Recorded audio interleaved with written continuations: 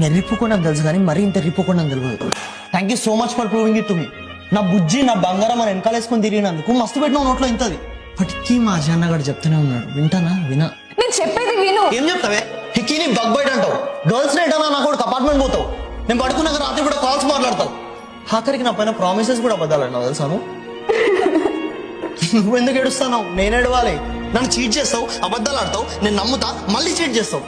అసలు ఏం మనిషివే నువ్వు? నిన్ను ఎవడు పెంచిండు? నీ ఫ్యామిలీ బ్యాక్గ్రౌండ్ ఏంది అసలు? ఏ రకంగా నార్మల్ బిహేవియర్ ఇది? ఆల్రెడీ నాకు నేను ఒక పెద్ద పిచ్చిపోకోలాగా ఫీల్ అవుతున్నా. నేను ఇన్నిసార్లు నమ్మినందుకు మళ్ళీ మళ్ళీ ఫూల్ చేస్తావు. ఒక్కసారి ఫూల్ చేస్తే షేమ్ ఆన్ యూ, ప్రతిసారి ఫూల్ అయితే షేమ్ ఆన్ మీ. నిజానికి నా కోపం కూడా నీ పైన కాదు, నా పైన. You're just who you are, you're just what you are. ఒక కుక్క ఇంట్లో ఉచ్చబోసిందని దాన్ని బ్లేమ్ చేయవద్దు, అది దాని బుద్ధి, మనం ఏం చేయలేము.